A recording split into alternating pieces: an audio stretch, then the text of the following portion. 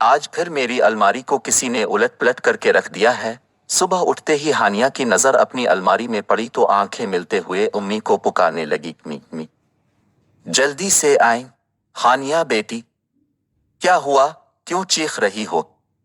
अम्मी जान, मेरी अलमारी का हाल देखें क्या हुआ है। इसमें इतना चीखने की क्या बात है? नाश्ता करके ठीक कर लेना। लेकिन उम्मी, ये कौन करता है? मेरी चॉकलेट और चिप्स भी गायब है जो मैंने छुपा कर रखी थी। हानिया बेटी, मुमकिन है सोने से पहले नींद की हालत में तुमने कुछ निकालने के लिए ऐसा किया हो, फिर तुम्हें सुबह अलिफाटिनी के बाद कुछ याद ना रहा हो। उम्मी, मुझे तो लगता है सफीर ने क्या है। हानिया, सफीर तुम्हारा छोटा भाई है, इसके पास उन फजूल शरारतों के लिए वक्त ही कहाँ है।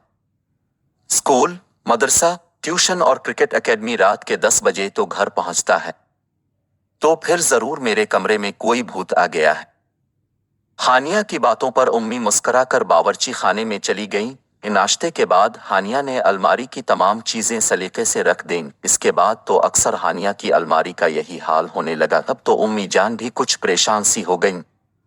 हानिया ने रोती सूरत बनाकर कहा, अम्मी, मुझे तो लगता है इस अलमारी में जरूर कोई भूत है। अब मुझे दूसरी अलमारी लेकर दें।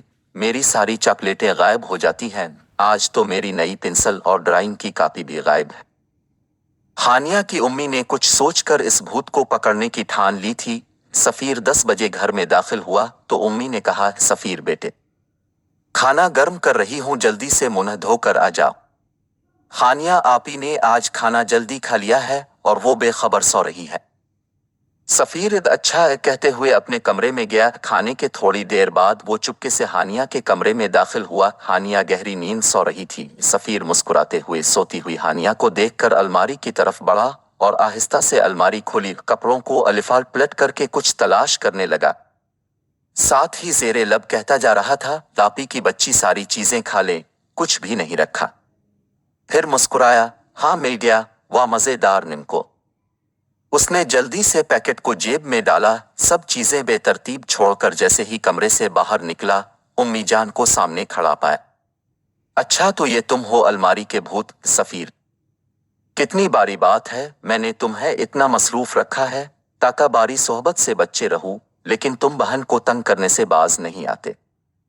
सफीर ने शर्मिंदा होते हुए कहा, मुआफ कर दें उम्मी जान, मैं आइंदा नहीं करूंगा। मैं हानिया आपी से भी माजरत कर लूंगा। हानिया से कुछ मत कहिएगा। हानिया ने सुबह अलिफाटे कर अपनी अलमारी की ये हालत देखी तो फिर चीखने लगी। उम्मी आए और हानिया को इस हाल में देखकर मुस्कुरा दें। हानिया बेटी, आज के बाद ऐसा कभी नहीं होगा। हानिया बोली, सच उम्मी जान? अपने भूत कर पकड़ लिया क्या? हाँ, कल मैंने और तमेरी बहादुर भाई ने मिलकर बेवट पकड़ लिया। बेवेट बड़ा शर्मिंदा था और उसने कहा है कि आइंदा हानिया की अलमारी की तरफ नजर अलिफाटे कर नहीं देखूंगा।